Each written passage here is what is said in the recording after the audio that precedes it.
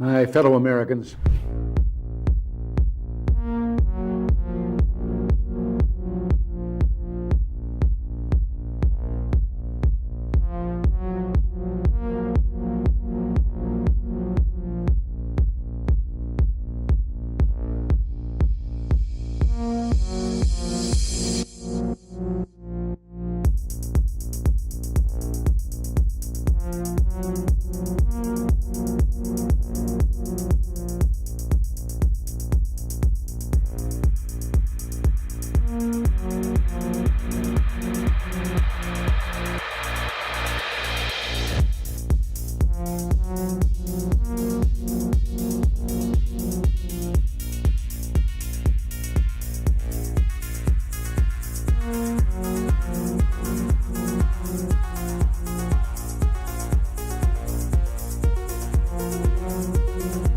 What do you have to say about dictators of countries like Indonesia, who we sell weapons to, yet they are slaughtering people in East Timor? What do you have to say about Israel, who is slaughtering Palestinians, who impose martial law? What do you have to say about that? Those are our allies. Why do we sell weapons to these countries? Why do we support them? Why do we bomb Iraq when it commits similar problems?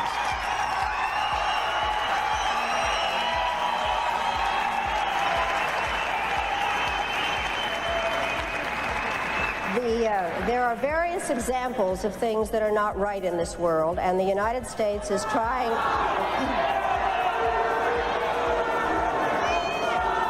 I really am surprised that people feel that it is necessary to defend the rights of Saddam Hussein, when what we ought to be thinking about is how to make sure that he does not use weapons of mass destruction. I'd like to... shouting. Just a moment. I'm not defending him in the least. What I am saying is that there needs to be consistent application of U.S. foreign policy. We cannot support people who are committing the same violations because they are political allies. That is not acceptable. We cannot violate UN resolutions when it is convenient to us. You're not answering my question, Madam Albright.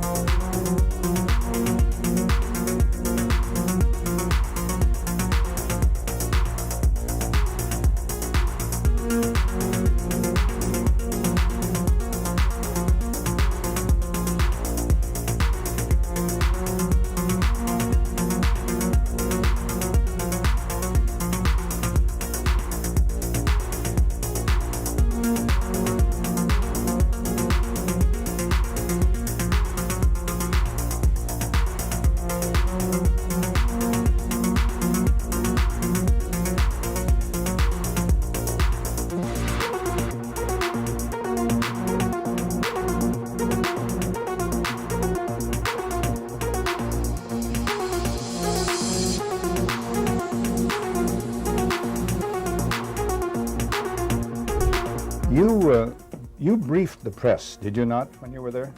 Well, I had several jobs. One of my jobs was that of analyst. I also was an interrogator and indeed briefed the press when we, the CIA, wanted to circulate disinformation on a particular issue. Disinformation is not necessarily a lie.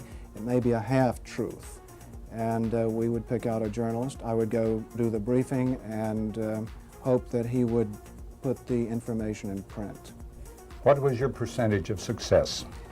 We were pretty successful in planning information of a rather rarefied nature. For instance, if we wanted to get across to the American public that the North Vietnamese were building up their force structure in South Vietnam, I would go to a journalist and advise him that in the past 6 months, X number of North Vietnamese forces had come down the Ho Chi Minh Trail system through southern Laos. Now, there is no way a journalist can check that information. That's data derived from radio intercepts, spy in the sky photography. So either he goes with the information or he doesn't, and ordinarily or usually the journalist would go with it because it looked like some kind of exclusive. Go after these gentlemen. I would be directed to cultivate them, to spend time with them at the Caravel Hotel or the Continental Hotel, to socialize with them, and slowly but surely to try to gain their confidence by dolloping out valid information which was true. And then I would drop into a conversation the data that we wanted to get across, which might not be true. One piece of data, for instance, that we managed to plant in the New Yorker magazine had to do with a supposed North Vietnamese effort in 1973 to develop airfields along the border of South Vietnam. The reason we wanted to plant this information was that we were trying to persuade the U.S. Congress that Saigon should continue to get a great deal of aid, and that the North Vietnamese were the chief violators of the ceasefire accord. That was printed in the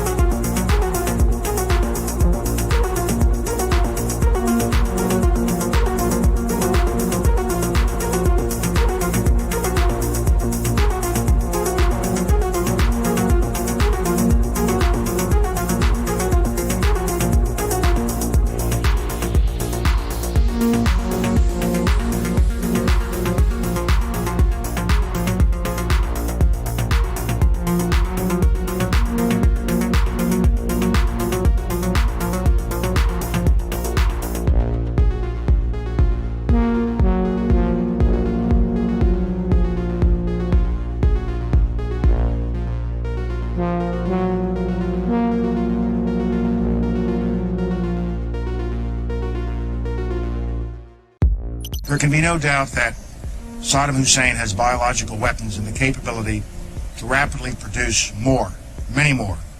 And he has the ability to dispense these lethal poisons and diseases in ways that can cause massive death and destruction. If biological weapons seem too terrible to contemplate, chemical weapons are equally chilling. UNMOVIC already laid out much of this, and it is documented for all of us to read in UNSCOM's 1999 report on the subject. If we consider just one category of missing weaponry, 6,500 bombs from the Iran-Iraq war, UNMOVIC says the amount of chemical agent in them would be in the order of 1,000 tons. These quantities of chemical weapons are now unaccounted for.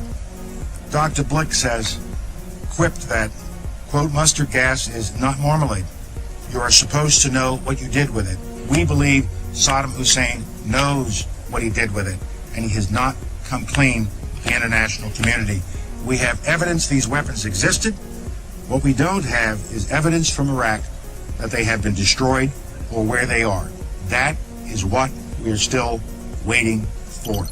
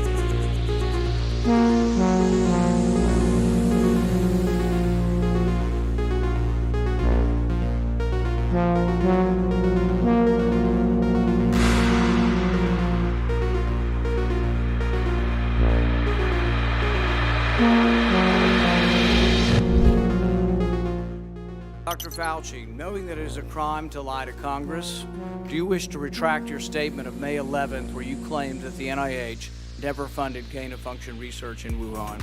Senator Paul, I have never lied before the Congress, and I do not retract that statement. This paper that you are referring to was judged by qualified staff up and down the chain as not being gain of function. Let me finish. You take an animal virus and you increase its transmissibility to humans, right. You're saying that's not gain of function? Yeah, that is correct. And Senator Paul, you do not know what you are talking about, quite frankly. And I want to say that officially. You do not know what you are talking about.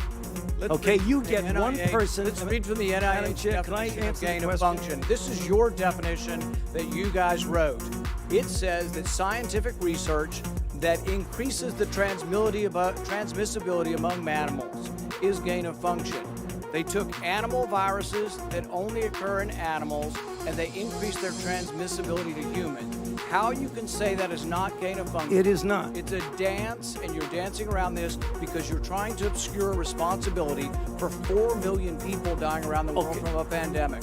And let's let Dr. Fauci. I have to, well, now you're getting into something. If the point that you are making is that the grant that was funded as a sub-award from EcoHealth to Wuhan created SARS-CoV-2. That's where you are getting. Let me finish. We don't know. Well, wait a minute. It did come from the lab, but all the evidence is pointing that it came from the lab, and there will be responsibility for those who funded the lab, including yourself. I totally This committee will allow the witness to respond. I totally resent the lie that you are now propagating, Senator, because if you look at the viruses that were used in the experiments, that were given in the annual reports, that were published in the literature, it is molecularly impossible. No one's saying those viruses caused it. It no is one is molecularly. Those viruses caused the pandemic. What we're alleging is that gain-of-function research was going on in that lab, and NIH funded it. That is not. not. Get away from it. It meets your definition, and you are obfuscating the truth. I'm not obfuscating the truth. You are the one. Time is expired, but I will allow the witness to. Let me just finish. I want everyone to understand that if you look at those viruses, and that's judged by qualified virologists and evolutionary biologists, those viruses are molecularly impossible to result in SARS-CoV-2. Those viruses caused the pandemic. Paul, We're saying they are gain-of-function viruses because they were animal viruses that became more transmissible in human, and you funded it. And you admit the truth. And you implying. Senator Paul, your time has expired, and I will allow witnesses who come before this committee to respond. And you are implying that what we did was responsible for the deaths of individuals. I totally resent that. And if anybody is lying here, Senator, it is you.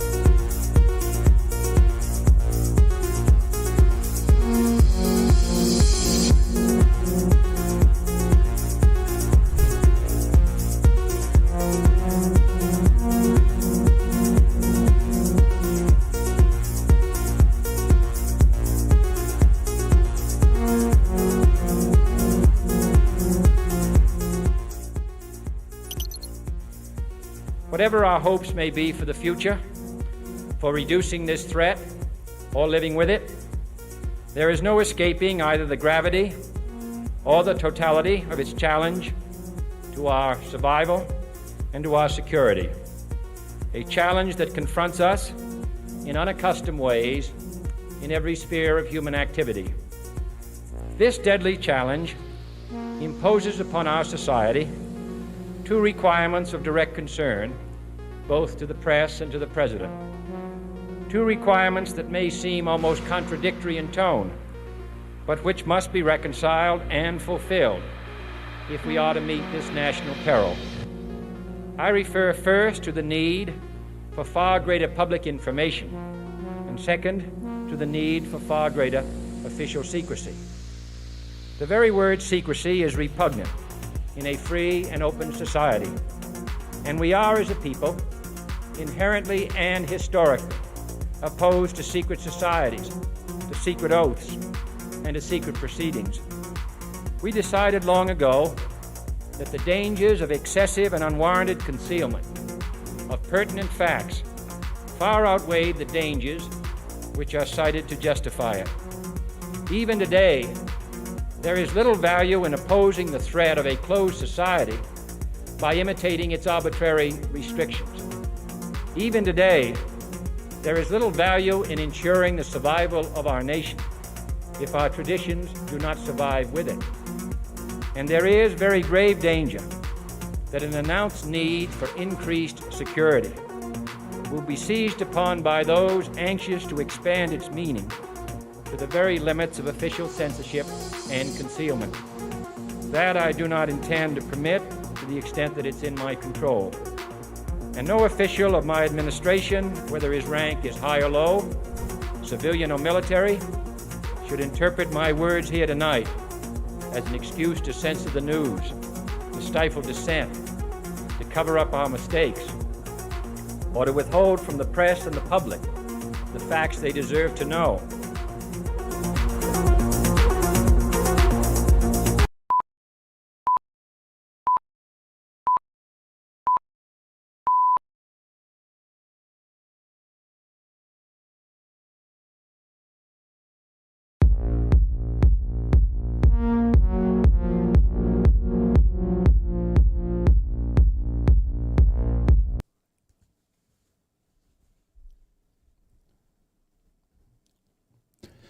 Welcome, everybody, to Redacted on this Monday. I'm Clayton Morris. I'm Natali Morris. And on this show, we try to navigate the crazy clown world that we live in. That's the crazy clown world that we are right now. And that is our show, Redacted, where we dig through and try to navigate this crazy, crazy place. So we've got a busy show for you on this Monday.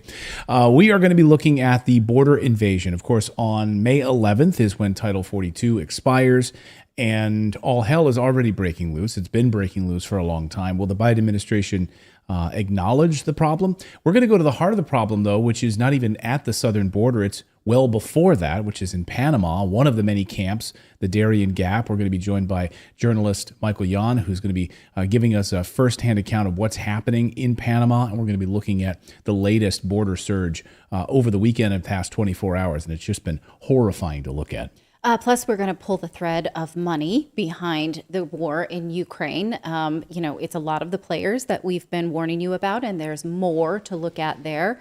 And we are going to look at the race baiting that's happening right now in New York City, whether or not there is a new movement and a new sort of archetype to look at. Who is, what are the things that we are not supposed to see? This is a sensitive topic, and we're going to take it on.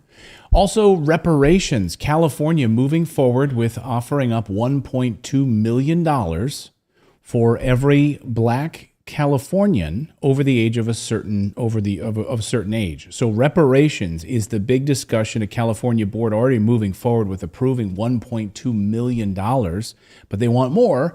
And the movement now is to $200 million per person. Per person. What do you guys think about that? Let us know in the comments. Drop your super chats now, because Redacted starts right now.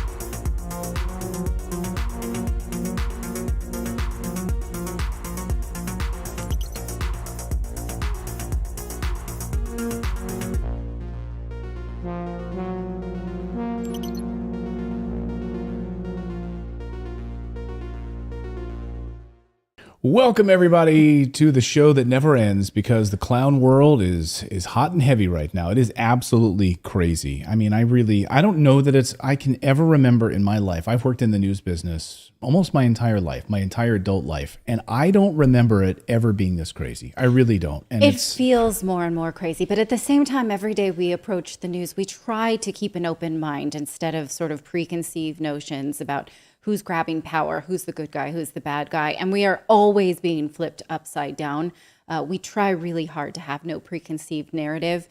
But the one thing we find more often than not is that the mainstream media is feeding you a version of the truth that is a portion. It's just the top. Well, and we are, as Michael Yan has said to me, Michael and I were talking yesterday, it's just like we are in an absolute information war right now. Yeah. That is the biggest war that we're facing right now, an absolute war for our brains. I know Alex Jones talks about it all the time. He's got a channel named InfoWars after all, but we really are. I mean, and it is unbelievable to see the mass media propaganda that's being foisted upon us right now. It's so important to get to the heart of it. Like when you watch like a documentary on Netflix, go to the credits of that documentary and see who funded it. Like these are the things we need to really start paying attention to. Like you watch a documentary on Netflix, you're like, wow, that really changed my mind. And then you get to the end of it and you realize, oh, Bill and Melinda Gates Foundation funded this. Like these are the things that are being foisted upon us and we need to really actively look at. They teach this in journalism school. Right.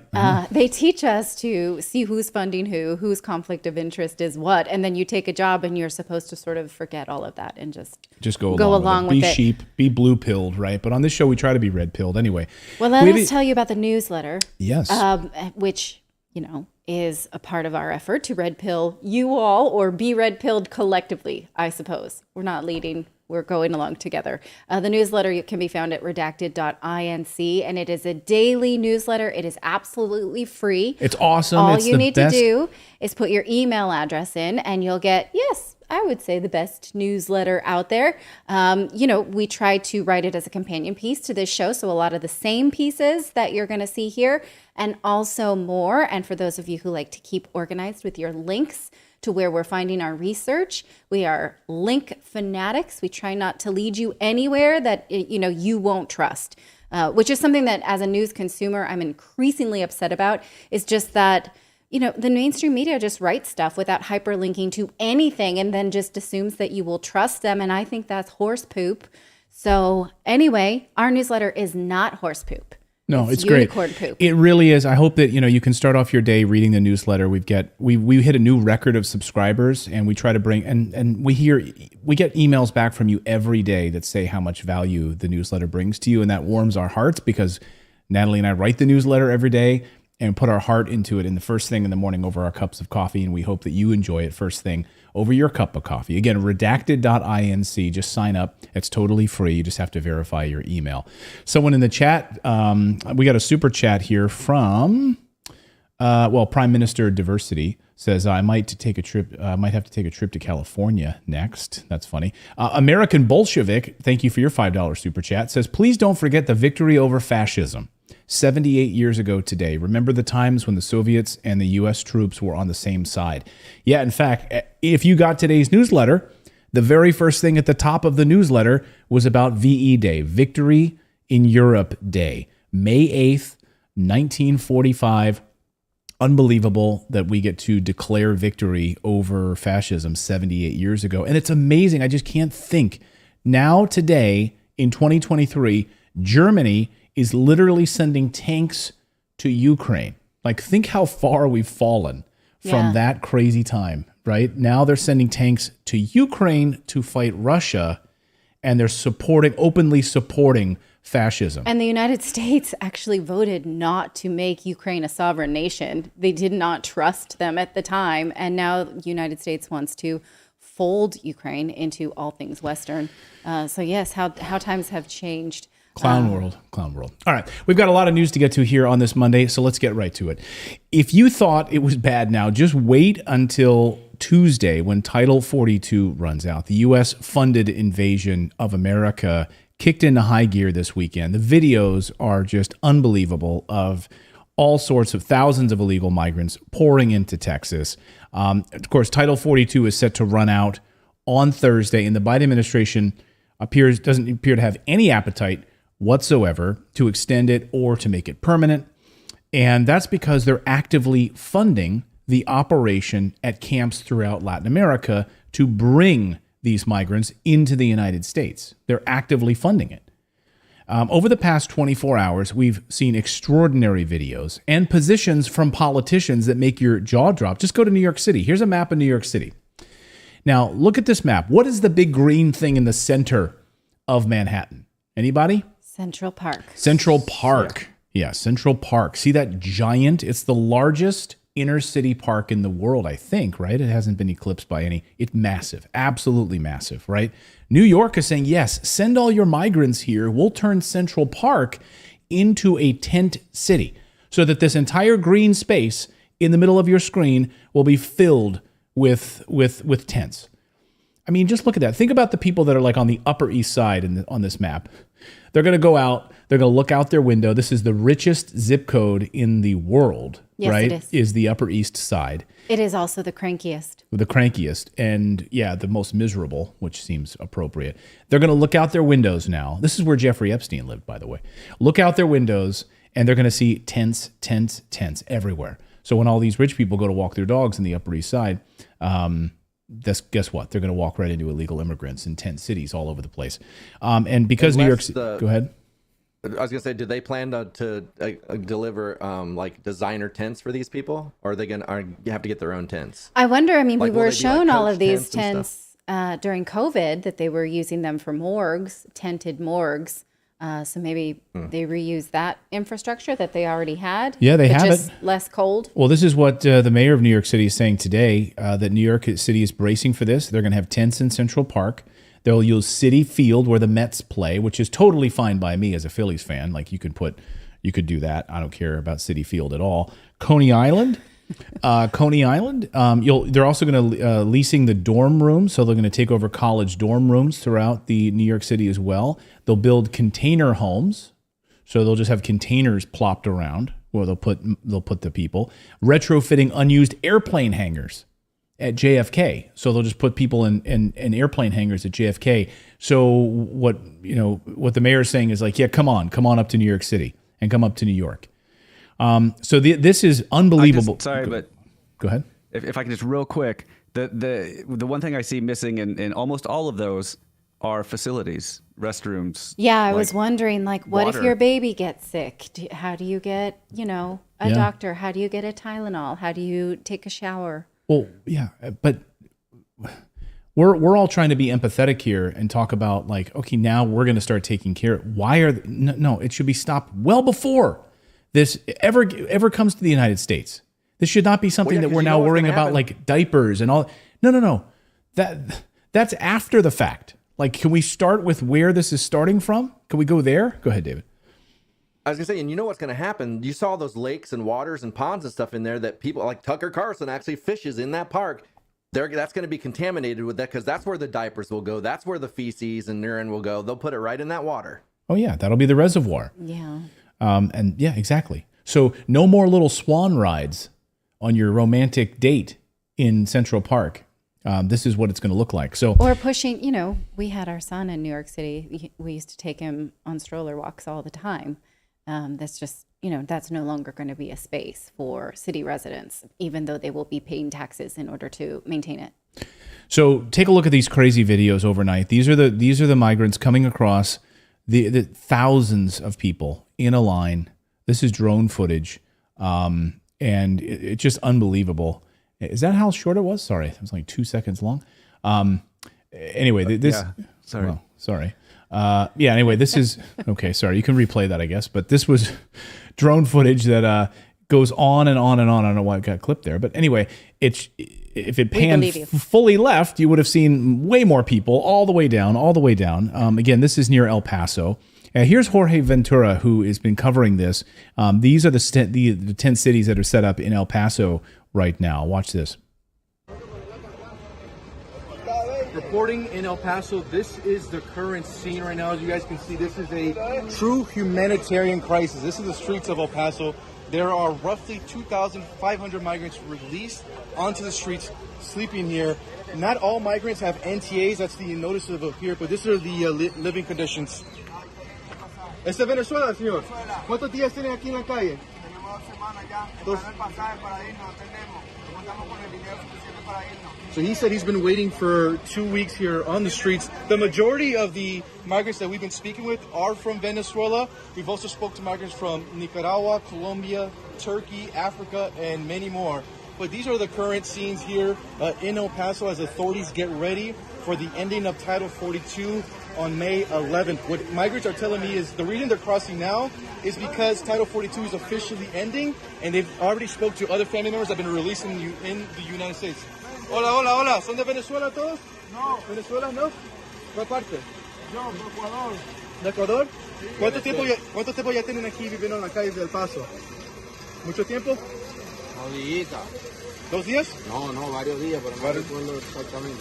So he said he's been here for several days. There's also kids here. There have been reports of chickenpox breaking out in some of these migrant camps here in El Paso. But there's migrants all over the streets right now. It is a true humanitarian crisis, and it's putting a real strain on authorities here in El Paso. Now, the mayor has declared an emergency.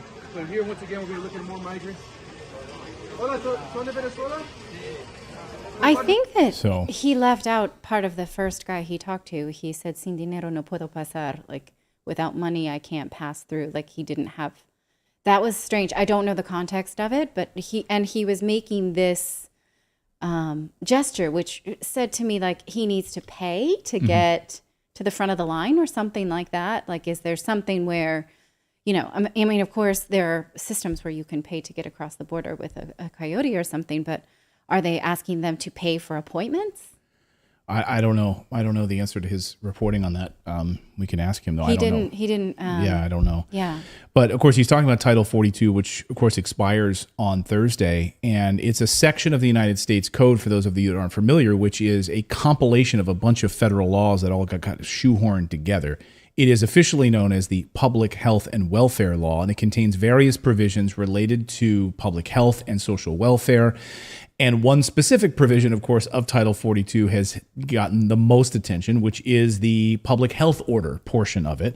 The provision allows the Centers for Disease Control and Prevention to impose restrictions on the entry of certain individuals into the United States in order to prevent the spread of communicable diseases. So here's a question. If tuberculosis is a concern, is that a communicable disease?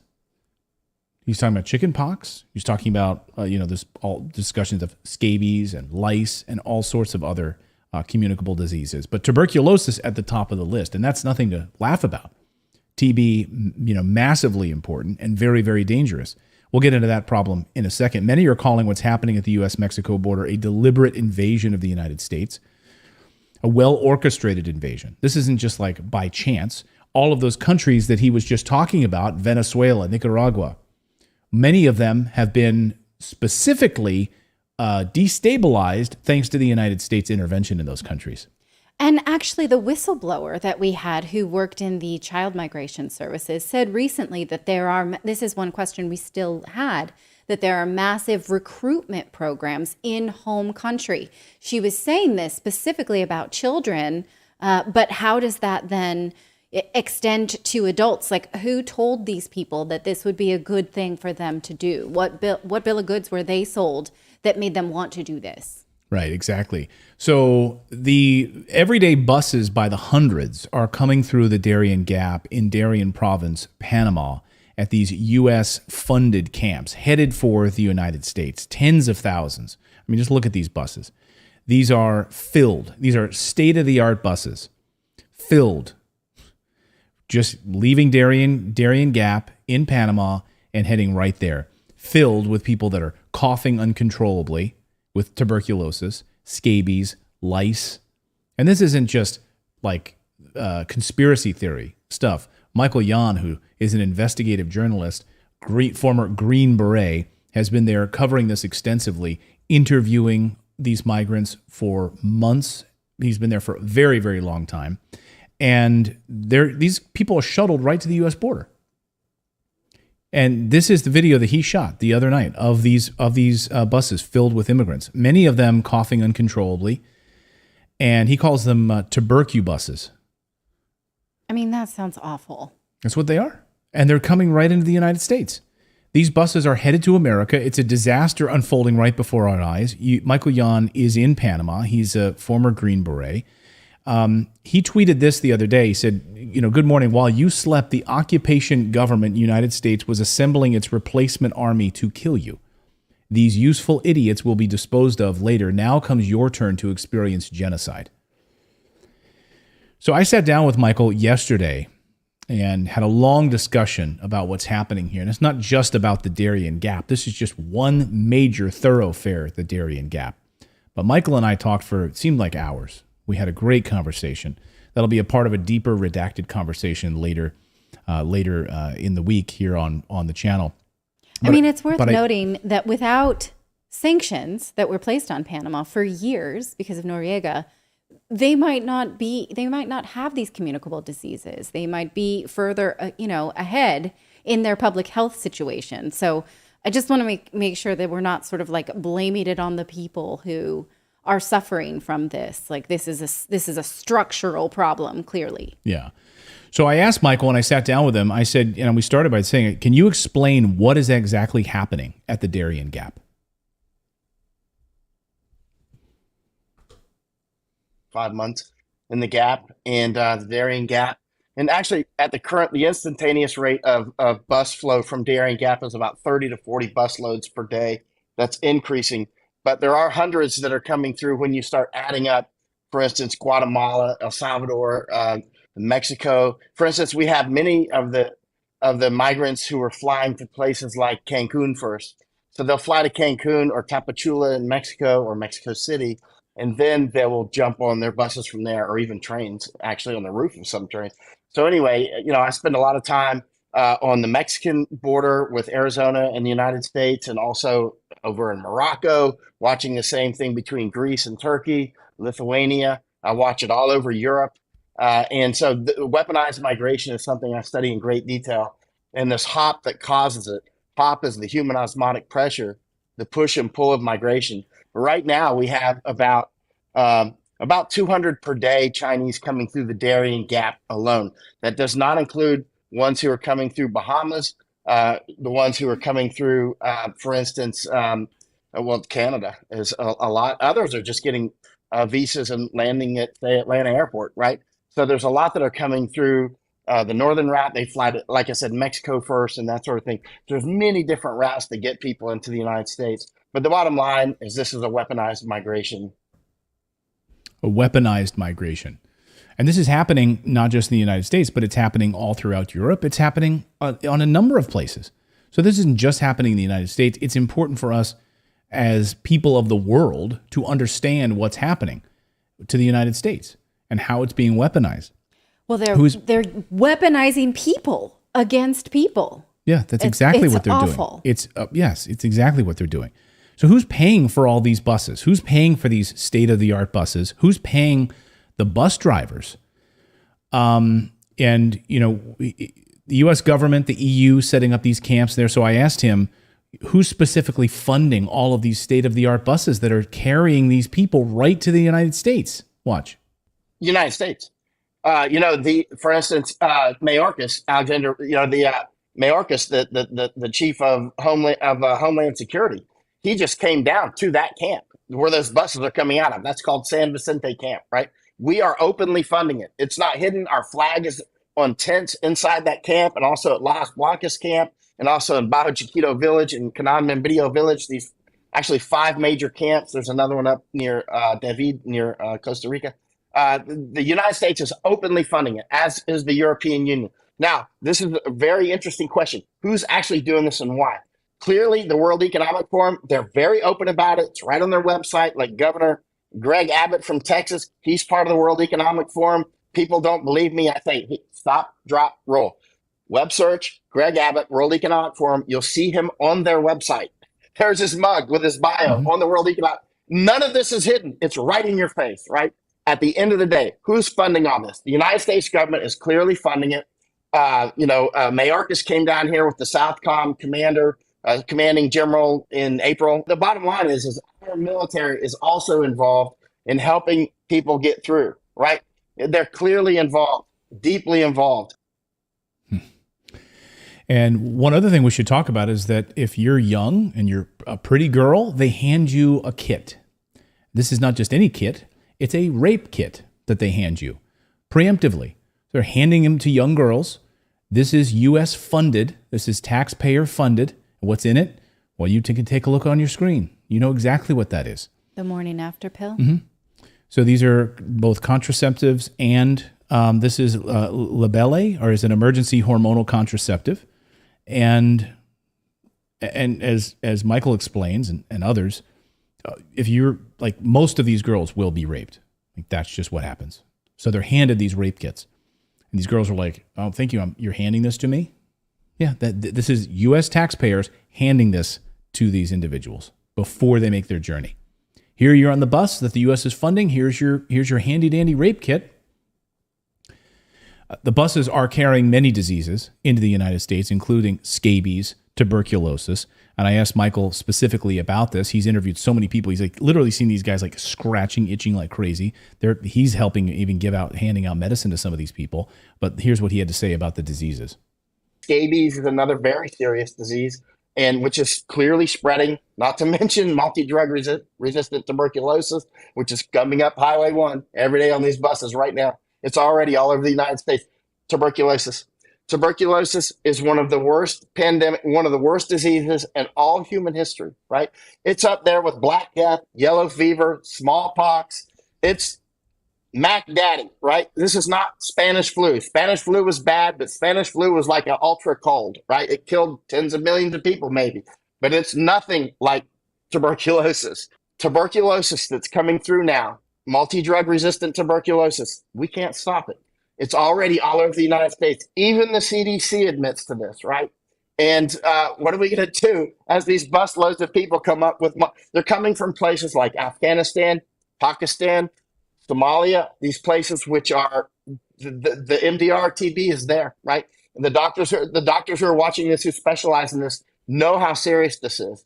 And there's other things coming up as well. Nobody is being screened.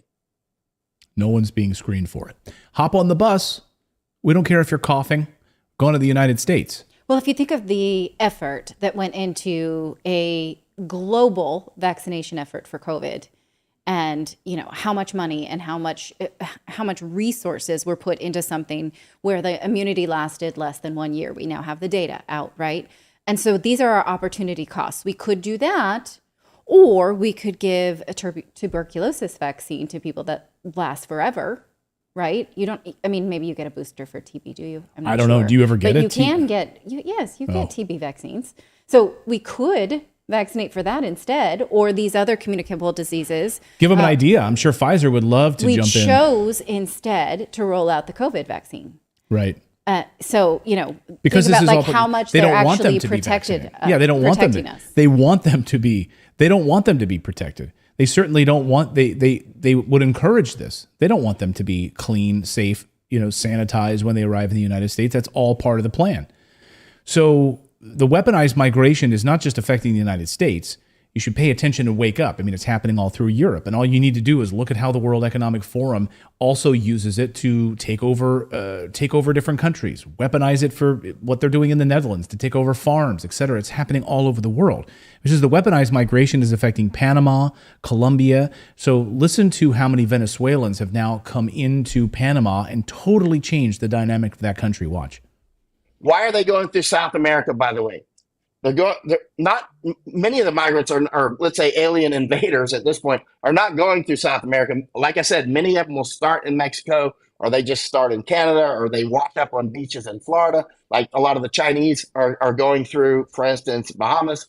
But the ones who will go through South America, there's specific reasons why people from about 140 countries go through South America. For instance, the Haitians and the Cubans don't need visas to go to Suriname. Suriname is a small country, an old Dutch colony in South America, right? So they can go to Suriname and then make their way over to Colombia and go up through the Darien Gap in Panama. And a lot of the Haitians already lived in Chile for usually about 5 to 6 years now. There's a lot of them that went there 5 or 6, 7 years ago, and a lot of them are in Brazil. And then you had Venezuela collapse, of course. So right now, the Panamanian government, I had a long meeting with them a couple of weeks ago. Panamanian high government official told me that 11% of the people in Panama are now new Venezuelans. I said, hold on. What? Please repeat that. What? Did you? I know. That's what I said. That's what I said. I said, stop. Hold on. I don't mean to be impolite. I mean, I was talking to her, actually. I said, can you repeat what you just said? And she said, 11, her English is good. She said, 11% of the people in Panama are Venezuelans. I said, okay, hold on. I was just down in Colombia. And the Colombian, I mean, I was in Colombia last year, but this meeting was a couple of weeks ago. And I said, last year in Colombia, the streets in Colombia were filled with Venezuelans. But now Colombia is collapsing. And Colombia, so now I see a lot of Colombians come through. So I said, wait a minute. So let me repeat what you just said. 11%, 11% of the people in Panama are new Venezuelans. And she said, yes, 11%. So I said, there you have it. I mean, it's like, and it's destabilizing Panama. There's starting to be food problems here, not shortages. I hired 2 men about a week ago to go out and start surveying villages and whatnot on food issues. And there's starting to be some food issues. There's still plenty of food, but the problem is the economy is going down for various reasons, right? Well, we can see global economies are going down. So Venezuela, now not just Panama, but of course what's happening on the streets of Texas, right? So Venezuelans, Nicaraguans, like you're seeing the starting of this pattern all the way up through. So we're going to have a deeper conversation with Michael later in the week about his coverage of this, and he travels all over the world and in war zones. But this is happening, guys. And Thursday, Title 42 expires. What will happen after that? What will happen after that? We are looking at a changed country, absolutely a changed country. And you have all of these city mayors that are saying, hey, come to our city. We'll fly you in here. We'll set up these tent cities. We're preparing right now. And we're getting ready, and they're actively encouraging it. So it's all part of the plan. Let us know your thoughts on this. I'd love to hear if you got any super chats as well. We can take some of those. We've got more news to get to. We're going to look at who is the new owner of Ukraine, who's taken over in Ukraine as they are giving up. Zelensky is done. We'll tell you about what's happening there. We're also going to talk about, of course, the horror that unfolded in New York City over the weekend with protests and people taking over trains and blocking people going to work after the death of Jordan Neely. It's amazing what people are now protesting and calling for in the wake of that, and how the mainstream media coverage of all of that. So we're going to dive deep into that story as well. But first, we want to tell you about our friends over at Shopify. Now, if you run a small business, you know the sound of that ding or the cha-ching in your email. That means a new sale has been made, and that is the moment that your business dream becomes a reality, because Shopify is the commerce platform revolutionizing millions of businesses worldwide. Whether you're selling or starting a new business, Shopify simplifies selling online and in person so that you can focus on successfully growing your business. Shopify covers every sales channel, from in-person point of sale system to an all-in-one e-commerce platform. It even lets you sell across social media marketplaces like TikTok, Facebook, and Instagram. And it's packed with industry-leading tools ready to ignite your growth. Shopify gives you complete control over your business and your brand without having to learn any new skills in design or code. So say you are someone who wants to sell birthday cakes or cupcakes, like the company that I bought for this weekend because my daughter turned 11. Then you want to make sure that you can focus on making delicious cakes and not building out your website and not worrying about your customer service and your payment system. And thanks for a 24/7 help and extensive business course library, Shopify is there to support your success every step of the way. This is Possibility powered by Shopify. So sign up for a $1 per month trial period at shopify.com/redacted. That's all lowercase. Go to shopify.com/redacted to take your business to the next level today. Shopify.com/redacted. All right. Any super chats that came in? Let us know. If you got any Rumble rants as well, let us know over on Rumble. Good to see everyone tonight. Hope everyone's doing well. By the way, if you subscribe to the show, your name will pop up here on the big screen. Hey, look. Michael Young. Oh. Michael's watching right now, by the way. Thank you very much. I did not plan that. He saw himself. Yeah. I did not plan that at all, but Michael just became a subscriber of the channel. That's good. Michael, nice to see you. Michael's doing great work. I don't know how like a war correspondent like that can do the work that he does. I mean, literally, he's like, I'm going to Colombia. I'm going to be in the Netherlands next week, and I'm going to be here with the farmers. And he's amazing. So yeah, you should have seen recently. Clayton's like, I want to go here and cover this, and I was like, you're not doing that. You have 3 children, so we really admire people who do that kind of stuff. And even just talking about this stuff, I feel like every day is. I get more and more nervous as a head of household, as a family. I'm sure you all feel that way. So thank you for being here and supporting these conversations. All right. Well, let's move on then. We are going to introduce you now to Ukraine's new owner in a minute. The new owner of Ukraine has just been announced. But first, a quick war update for you. Word today that Ukraine is postponing its military offensive against Russia because of the weather, because they say it's too hot now. I'm sorry, what? It's too hot now, but it was just too cold? They need it just right. Like the 3 little bears? Okay, so it was too cold and soggy like a week ago, so you're postponing it was going to get pushed till summer, but now it's too hot. Okay, I just want to be clear we're all on the same page here. So you can tell the excuses are getting thicker and thicker and thicker by the moment. But we all know the truth about what's actually going on. There's not any people to mount any kind of an offensive. There's no ammunition to mount any kind of offensive. The HIMARS weapons are being totally destroyed and disrupted using electronic EMPs, and they're not even functional right now. The tanks haven't arrived. There's no equipment. So you can blame it on whatever weather you want. That's the situation. That's the truth. We all know that. And Russia has now taken control of Bakhmut. And it's going to continue. Russia will its slow, methodical destruction. We're getting reports that that's the plan. It's not going to be some massive shock and awe campaign for television. It's going to be slow and methodical, and it probably won't make many Russians happy. It probably won't make the television. CNN would not like to be able to cover it with Wolf Blitzer, with bombs going off and air raid sirens every 5 seconds. It will be slow, methodical, and it could be actually pretty boring for a lot of people. And that's exactly what's going to happen. The slow, methodical move. So that's the war update part of it. That's really where we're at, to be honest with you. Now to the real reason NATO provoked Russia in the first place. It's all about the money. A few days ago, Hillary Clinton was at an event where she perfectly explained and summed up exactly how it all works. Just send more money and weapons to Ukraine. That's how it all works. Watch. And the best way to end Putin's aggression is for Ukraine to win. And that means we have to give them more help.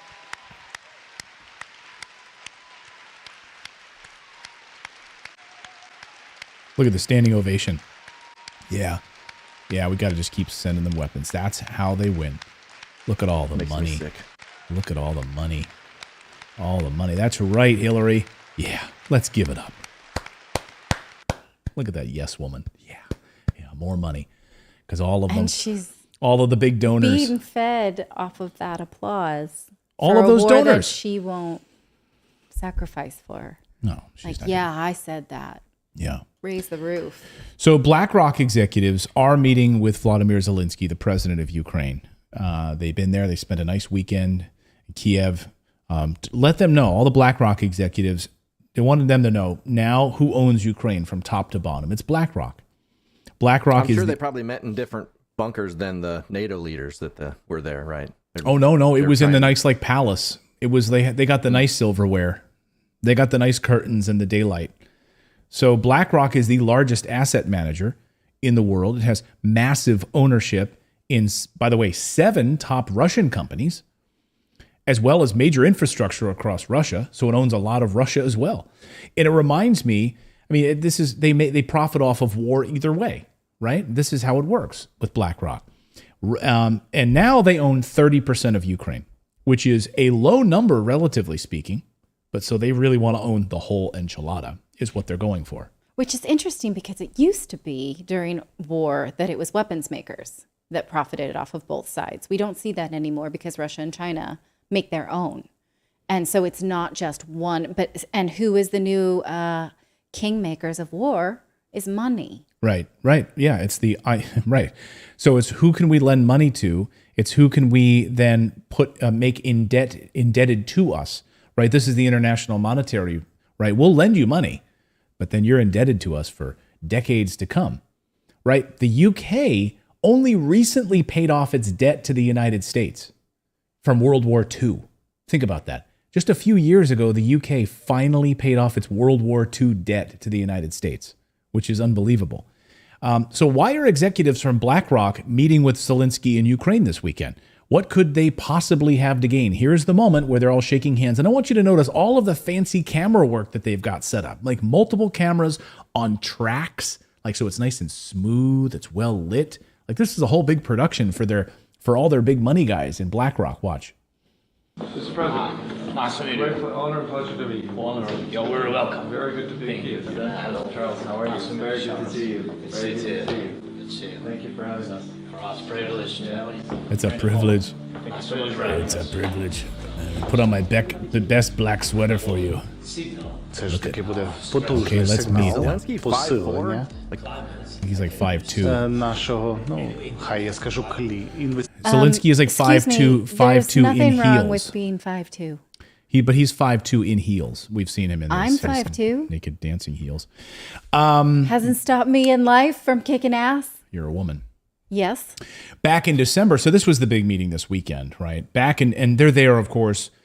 How many billions are we going to then? We'll put this money here, but we're going to buy up all of this land, so we will own everything. You'll recall this is exactly what Zelensky solicited when he spoke to Congress just a few months ago. And he said, hey, we're open for business. We like these companies, such as he specifically named BlackRock and offered them to come and invest in whatever Ukraine would be when it was rebuilt as a glorious victor. So we shouldn't be surprised he asked for this, and so Right. of course this is, okay, that's why we knew this. Yes. So, hey, I'll check into that. Our health. Thank you for. Hold on a second. We just got a really nice super chat. Thank you for that. We will check into that, and I will look into that. Thank you so much, Our Health. Thank you so much. So go ahead, David. You were going to say? Yeah, I was just going to say. What was I going to say? Because Zelensky runs everything, he can offer them like whatever incentives they want. Like that, it's whatever they want is on the table. You want tax incentives? You want to pay no interest? You want all this stuff? Like he can set all that. So it's like a gold mine for them over there. Yeah. Oh, yeah. And so infrastructure from sewer to electricity to all major infrastructure, everything, the land. We're going to set up factories. We will own everything. That's exactly. So they own 30% of the country already. How much more do they want? Well, they want 70, 80%. They certainly don't want Vanguard snuffing in there. So it's been all BlackRock, right?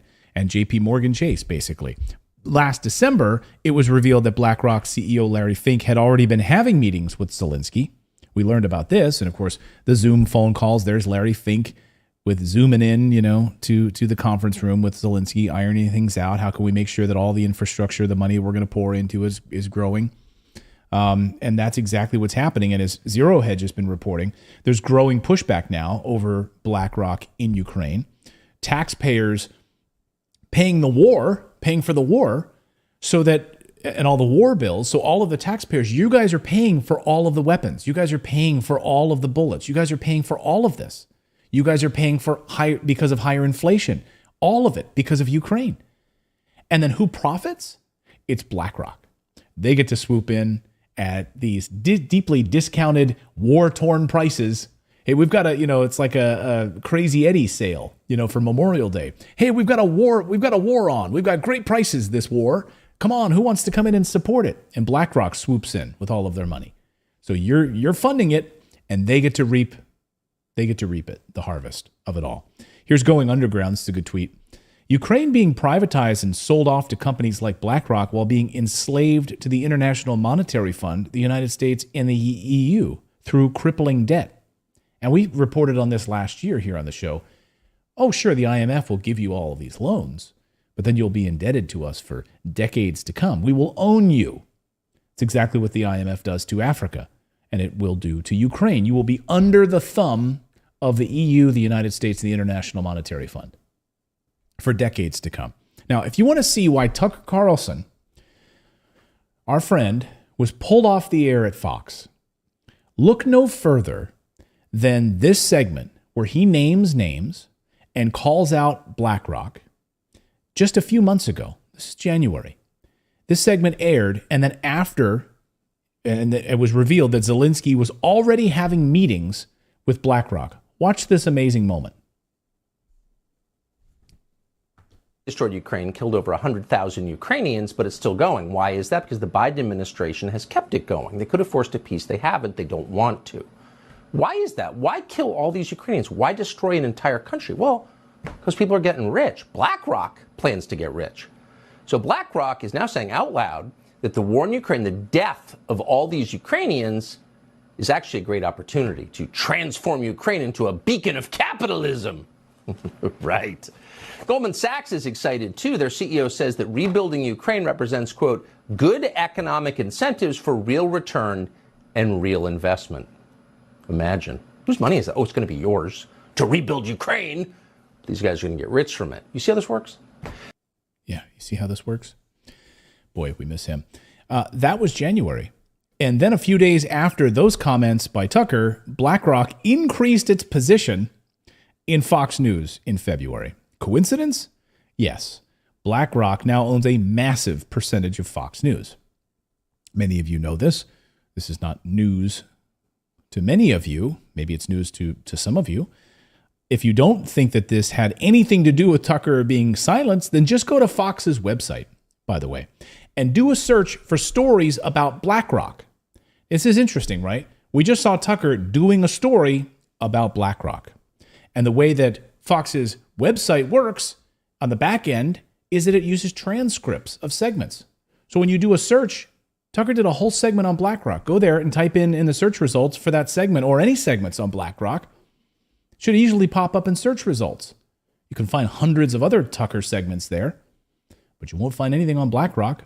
Zero. Notice on your screen, zero. Zero. When you type in BlackRock on Fox's website, zero. You'll get zero results. Interesting, huh? Of course, Tucker was right. And Zelensky even went on camera to gloat about all of the money that Ukraine was getting from BlackRock and JP Morgan. It is obvious that American business can become the locomotive that will once again push forward global economic growth. We have already managed to attract attention and have cooperation with such giants of the international financial and investment world as BlackRock, JP Morgan, and Goldman Sachs. Such American brands as Starlink or Westinghouse have already become part of our Ukrainian way. Your brilliant defense systems, such as HIMARS or Bradleys, are already uniting our history of freedom with your enterprises. We are waiting for Patriots. We are looking closely at Abrams. Thousands of such examples are possible, and everyone can become a big business by working with Ukraine. Come on down to Ukraine. We've got plenty of things for you to buy. That's right. It was that speech. It wasn't in Congress. This was essentially solicitation for hey, all things American, we love American brands. We love American money. Hey, let me make you a deal I can't refuse. Yeah. And we're ready, basically, for your investment. Yeah. Yeah. And so we really support freedom, right? We really support freedom. And this is how you can support democracy. Like if you want to invest in Ukraine because they support democracy, right? They're a beacon of democracy in Ukraine. Side note, this afternoon, we got word that BlackRock has now increased its position in Pfizer. So BlackRock now owns 8% of Pfizer. BlackRock owns everything, and so does Vanguard. So is it any wonder that, all of these, and they're all tied together. So when you see the silencing of Tucker on Fox News, after BlackRock increases its position in Fox News and pulled off the air because he's critical of Ukraine and he's critical of them tamping down on democracy. I mean, is it any wonder? We don't have confirmation of that, but you can draw pretty direct lines between that, can't you? And I don't know. I find it incredibly disturbing. But this is the whole plan. So all you needed to do at the beginning was follow the money. Follow the money in Ukraine. That's all they care about. Hillary Clinton told us right at the beginning. That's exactly what's happening here. Let us know your thoughts on this in the comments below. Bill Fowler in our chat says, hey, are you guys censoring comments? No, we don't censor comments. There are certain things that YouTube holds for review. Flags, yeah. And we'll just say if you say certain curse words or certain people, YouTube flags it, and sometimes it just goes by too fast that we can't approve. Or if you deny. want, censorship free, Rumble doesn't censor comments or anything like that. At least I don't think they do. Like this one, Hillary is poop. Yeah, you can just say that if you want. Yeah, that's a Rumble comment. Hillary's poop. You can say that on Rumble. I don't know if you can say that on YouTube. I don't know if you can say it on YouTube. Maybe you can, maybe you can't. The other day, someone emailed me, a viewer, and said, hey, Clayton, I'm being censored on YouTube. I'm being blocked. And I'm like, and he kind of wrote out what he was being blocked for. And he had a whole bunch of swastikas in there and other stuff. And I said, I think that's probably not going to pass YouTube's censorship thing. I'm just saying. I'm not a betting man, but when you have your YouTube consultant. It's either the dangling participles you keep using or the swastikas. Or the swastikas. We don't know. I don't quite know, but I'm not a gambling man, but I'm gonna go with the other one. So we've got more news to get to here on your Monday. I hope you're all having a good Monday so far, despite the craziness of this clown world. Again, we present these things to you to be empowered, to protect your families, to make the moves that you need to do to protect your families. That's the most important thing right now. So and go where you're treated best. If the town you live in, frankly, is being overrun, and you move, if you can. These are the things that you can do in your life to get away from these crazy people and these crazy politicians who are ruining our lives and who are taking down these different countries systematically, by the way, is what's happening. We've got more news to get to here on your Monday. We're going to talk about this Jordan Neely story in New York City and the subways being shut down with protesters standing on the train tracks. Can you imagine? Those subways come out, flying out of nowhere, and just people shutting down people going to work, trying to go to work and live their life. No, and these people really feel convicted that they're doing a good thing. We're going to talk about just this, this is one of those stories that prompts people to say something on Twitter and feel like, wow, I'm really right about this, right? When anything that involves the death of a human being requires nuance and requires pause, people feel unable to do this. So if you've come here for me to sort of feed you back your own worldview, this is not the segment for you. We're going to look at it from all sides because it's one of these stories that is asking us to sort of divide the world in race, and we refuse to do that. We refuse to do that. We're also going to talk about these reparations in California. California seems hell-bent on reparations and making sure that, well, they've already the board has already passed $1.2 million per person for reparations. But that's not enough. Some want it increased to $200 million per person. Per person. We'll get into that debate in California in just a moment. But first, are you an investor looking for an easier way to trade stocks? And would you like 20 free stocks right now in the month of May? It's only for the month of May, 20 free stocks. With Moomoo, my favorite trading platform, there's no steep learning curve. It has a simple interface, easy to use, so even beginners can take advantage of the stock market in no time. Right now, for a limited time, Moomoo is giving away 20 free stocks when you open your account and you make your initial deposits. Even if you never do anything else with the account, you get to keep those free stocks. The URL that you need to use to get those 20 free stocks is redacted.inc/Moomoo. They have zero commission trades. The app looks amazing on every platform from iOS to Android to Windows and Mac. With Moomoo, you can help trade with advanced tools like their stock screeners, their earnings calendar. No matter what your skill level is, you'll find fantastic tools that can help you trade. Open your free Moomoo account today. Get access to zero commission trades, 20 free stocks when you open your account and make your initial deposits. To learn more, check out our link at redacted.inc. Yeah, redacted.inc/mumu. That's redacted.inc/mumu.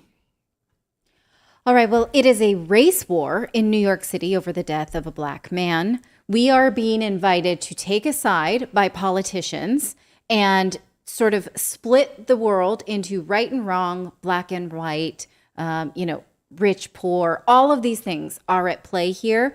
Meanwhile, there are plenty of tragic deaths around the world, but this is the one that the media and people in power want to suck us in and rile us up about.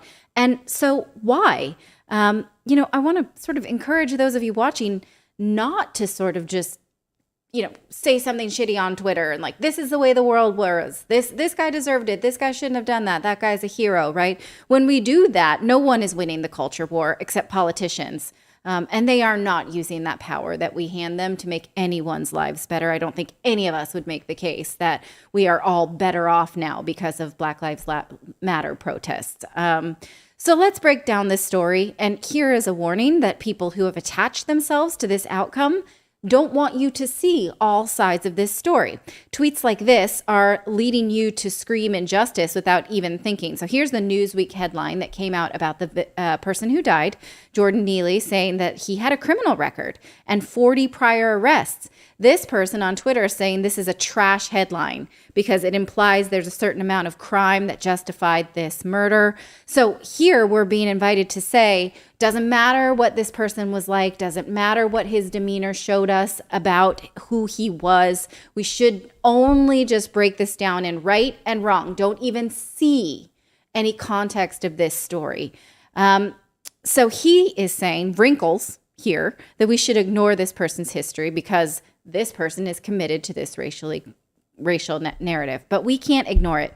So here's the man who died. His name was Jordan Neely. He was 30 years old. He was relatively well known in New York City in the subway system as a Michael Jackson impersonator. I unfortunately can't show you the music here. He's dancing to Beat It fairly expertly, I would say. He was like the, not that authentic Elmo on Times Square. I'd say he was more authentic as Michael Jackson. Locals knew him, is what I'm trying to say. Now, last week, Neely was acting erratic on the F train, and 3 men worked together to put him in a chokehold. Here is a still image of that chokehold because of the restrictions around what I can show you. The man on the bottom is ex-Marine named Daniel Penny. Immediately after this news broke, liberals were quick to reduce this to a heroic black man getting unjustly killed by a pumped up white military beef smoker. And then we've got, George Floyd, Derek Chauvin situation, another one to exploit, right? Like beefy dude, white guy, and vulnerable black man. Although that altercation may not be what it seems as an archetype, but we're just going to kind of go with it, like megalomaniac white guy and then black docile hero. Now, this is how liberal voices presented it right away. Here's AOC saying that this was a murder, but because he was houseless and crying for food in a time when the city is raising rents and stripping services to militarize itself, while many in power demonize the poor, the murderer gets protected with passive headlines and no charges. Disgusting, she says. She further went on to say that, she wants to hear a real explanation that this is killing and killing is wrong. What she says at the bottom here is amazing sort of reframing of a narrative according to what you want to say. She says Neely's last words were literally about how going to jail was easier than accessing the social safety net. Accessing the social safety net support to get back on his feet and lead a life. Now, okay, I love how she reframes his last words, that he compared a social safety net to going to jail. What he said was that he wanted food and he was willing to go back to jail for it. He's not presenting a social commentary as if he's sort of pontificating on the social order and weighing his choices rationally, like, I'm very hungry. Shall I commit violence in order to eat and risk jail? I shall scream about it. No, he was erratic. Clearly not. He's not saying, it would be easier to go to jail than access social services. So I'm going to scream and make a ruckus about it. A fellow passenger say that he was yelling and threatening other people in an aggressive manner and yelling that he had no food, he had no drink, and he was tired and didn't care if he went back to jail. This is from a witness who filmed the altercation, the video that we've all seen mostly. Now, this video made the rounds last week, but this week, starting May 8th, most local news sites, including CNN, have removed video from this man. They still quote him. I had to dig and dig to find it on a Canadian news site, CTV, and listen to how he described it in the immediate aftermath. Start to yelling, violence, language. I don't care if I die. I don't care if I go into jail. I don't have any food. I don't have any beverage. I'm done. And then he put out the jacket and hitting on the floor. Juan Alberto Vasquez was there and says despite any aggressive and frightening behavior, Neely hadn't attacked anyone, even if he was making passengers uncomfortable. Not long after, Vasquez says, another passenger came up behind Neely and put him in a chokehold. Vasquez says he didn't hear any interaction between them beforehand, he just heard them fall to the ground. He shot this video minutes into the altercation. We arrive at the station, the doors open, all the people run away, and the guys stay in this position about 8 or 7, 8 minutes. 7 or 8 minutes. 7 or 8 minutes. Keep that in your mind. Now, I think it's amazing conundrum here that a lot of the same liberals who are saying that Neely was violent but not, or aggressive but not violent, are what they're saying. Like, he was not violent. He was being erratic. He was acting, saying aggressive words, but he wasn't violent, so there's no cause reason to take him to the floor. These are the same people that say words are violence when it comes to gender ideology. So if I misgender you or dead name you, those words are violence, and therefore you are worthy of being attacked for those types of words. Now just imagine for a second, I couldn't help but think, imagine if we were sitting on an airplane, right? And then suddenly someone got up and started doing what he was doing, acting erratically, started yelling at everyone, throwing things down, yelling like he was going to... But we do see this kind of behavior when somebody misgenders somebody, and then trans rights activists throw those people to the ground. Right. Right. I saw that at Starbucks too. And that's fine. So as long as he, doesn't misgender somebody, I guess his words are not violence. But other types of words are. You cannot have it both ways ideologically. But I guess they want to have it both ways. Yes. And they're hoping that we won't discuss the nuance, which is what we try to do here on the show. Yeah. Now, Vasquez is the man that filmed this assault, and he had his account of it on Facebook, and it has since been taken down. He wrote it in Spanish. There is still some screenshots that you can find about it, but it's not live. Did Facebook take it down? I'm not sure, but he now is saying that he regrets ever having given his name because he's being harassed. Now, in order to verify a narrative that is not so simple, because he's the one who's saying, the guy was acting aggressively. He was threatening people. He, threw his jacket down aggressively. And you don't know in that situation. So plenty of people are saying, like, how come no one helped him? How come no one, pulled him out of the chokehold? Here is what he said to NBC just recently. He said, he acted aggressively, but he hadn't attacked anybody. But then look at this. He says, one thing's he may be armed. And so this is the world we live in, right? In the wake of this death, people are sort of quick to judge what the passengers did or didn't do. But of course, all of us live in a world where we're worried that someone might have a gun. Of course. You can't blame somebody for saying go ahead, Philip. I was going to say that happened a couple years ago in Portland where a guy was acting erratically and yelling at this woman, and 3 guys stepped in to stop it, and they got stabbed. I think 1 or 2 of them died. I can't remember. And then I think the 3rd one lived. But yeah, they stabbed him in the throat. And so just you don't know. You really don't know. So who are we to judge who did or did not step in when he was being aggressive? And in that moment, you don't know how far this is going to go. And to your point, what if I had been sitting there with my 6-year-old, right? I definitely would have been like, oh no, let him Let him go. Yeah, this Let him isn't walk funny. around. Like, hey, 6-year-old, look at this guy. He's being funny. Yeah. He's threatening everyone here on the train and throwing his stuff down and acting erratically. Let me move closer to him. Now, here's another witness that said they were, sort of far down the subway cart and they hadn't heard any commotion. But this person said, I walked up to my seat and walked towards where the commotion was and said, what's going on? And the other people said, this guy was threatening people and throwing trash. And the other one said, oh, he was threatening people on the train. So this is what other passengers are saying to each other as they're watching, like, this guy's holding him down because he was threatening everybody on the train. This was their collective sentiment, I want to say. And here's another eyewitness that said, okay, we see this guy holding him down. It didn't look like it was going to be forever. The guy wasn't punching or beating him up. It just seemed as if he was restraining him physically as much as he could, like keep him from moving Until around. authorities could arrive. Now, another video, which we've chosen not to show you just because of the rules around showing you people who are harmed on these platforms. But in the video, you can see the men putting him in a recovery position after the chokehold is released and speaking to him and saying, we needed to hold you down. The police are going to come. We did this. Someone says something about military, like I was in the military or this is what we do in the military. You turn him into a recovery position on the side so he doesn't choke and then he can recover, but now he's basically subdued. Yes. Right? And he is alive, clearly unwell in this video, but alive. Now, we will link you to it in the newsletter, but again, the rules here about sort of showing it to you, we are hamstrung. Yeah, we'll get blocked basically if we show it. They will not show this video, and we'll get an alert and the whole thing. And so anyway, it's not a choice we make easily, and every day we sort of go around like, can we say this? Can we say this way? This is just an editorial call we're making in order to preserve our channel, not because we don't think you can handle it. And I apologize if it comes off that way.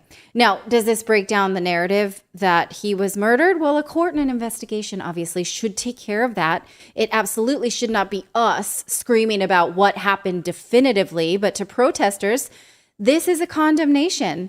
And we're going to get to the protests in a minute, but let's talk about Neely because he did have a history of hurting people. And he was clearly a hurt person himself. His mother was murdered by her boyfriend in 2007, and Neely had to testify against the murder at trial. He has been in and out of a hospital for years. Police confirmed that they've had complaints of him being drunk and threatening people, which is what we have again in this situation. In 2021, he was put in jail for hitting an older woman on the head, punching another person in the face. Here's presidential candidate Vivek Ramaswamy summarizing his priors. 2015, kidnapped 7-year-old girl. 2019, punched a 64-year-old man in the face. 2021, slugged a 67-year-old woman in the face as she exited the subway, breaking her nose and fracturing her orbital bone. 44 arrests, never faced real justice for terrorizing New Yorkers. Now, his point is that the Manhattan DA shares responsibility for this death, for having him just freely walk about the streets, terrorizing people. There have been several Reddit threads that were picked up from the last 10 years where people were warning about the Michael Jackson impersonator that, hey, if you see him, stay away. He's threatening now. He is, doing these certain things to people. There are also, though, plenty of aggressive videos of other Black men that are clearly not Jordan Neely making the rounds. So don't just share anything before you know for real what it is. But again, are we supposed to think that nervous people on the subway with an erratically acting person, were not justified in jumping to conclusions about how far he might go? You just don't know. And it's not anybody's fault that we are all scared of the world we live in, especially in urban centers. Again, think of yourself sitting with your youngest child in a car. I would have been nervous too. Now the coroner. This kind of reminds. Real quick, it reminds me of a meme that I actually just shared. Oops, sorry, my camera's off. I was like, a meme that I just shared on Facebook this week that says, in 1989, the Joker became the Joker being dropped in a vat of acid. But in 2019, it was because he was dropped into society. And it's like, you have a man that obviously was happy at one time doing Michael Jackson stuff. And it's like, society is just so messed up that like they're just stuck in this system. And you can kind of see how you can become disenfranchised with everything. Or he didn't get help. Yeah, there was a system that, you know, didn't provide help for him, whatever mental problems. And people are asking in the chat, are you justifying his murder? That's what people are asking. Clearly not. And also think about this. AOC, the person saying all this stuff, is one of the people that has voted against things that could have been there to help this person. Yeah. Oh, time and time again. Yeah. No, the coroner, medical examiner, that is, says that this death was a homicide, but has also asked for more tests, presumably toxicology. Will we see this? Who knows? We were not allowed to see the toxicology tests from George Floyd's death, which showed that he had enough narcotics in his body to basically like kill a large animal. And we were not allowed to see that because the media and the Democratic Party wanted this sort of white-black narrative. It really worked in their favor, and it is an uncomfortable truth. Also, George Floyd's dealer that was sitting in the car with him was allowed to plead the fifth so that he did not incriminate himself for possibly selling him all of these drugs. So, you know, will we find out if he had some side of substance that was making Jordan Neely act erratically, or will that be withheld from us? We don't know. And again, my point is not what happened. I can't tell you who was justified, who was not, what exactly is the right way to feel about it. Neither can Twitter. Neither can protesters. Nobody can tell you the right way to feel about it when it is an obviously sad story. Someone died. Like I tell my kids all the time, hurt people hurt people. So why were any of these people hurting? What's beyond that? But again, I think that we are not served by reducing this to a racial crime, period. You know, people are now calling the name of Jordan Neely in the streets. Who is served by making this a heroic archetype? What are they asking people then to raise up? Now, they're also using the number 15 a lot for reports that he was in the chokehold for 15 minutes, even though Vasquez clearly wrote in that Facebook post that he was there for 5 minutes and then later said on TV it was 6 or 7. Now, here are some protests in New York City over the weekend with protesters standing on the subway tracks as if this New York subway system itself is responsible for this.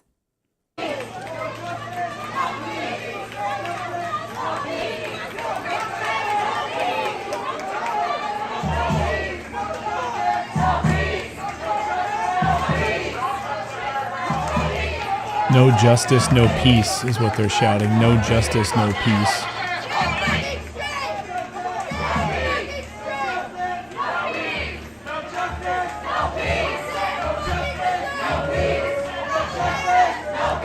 All right, that's probably enough of this one. Yeah. It goes on like that. Now, here's another guy that was trying to just ride the train to work, and white protesters are telling him he shouldn't do that, and also, this is how you should feel, black guy. Get out of her face. Get out of her face. You can get out of the train or something. Get out of her face. Get out of her face. So get another train. He's like, I'm trying to go to work. Bro, you hurting her right now.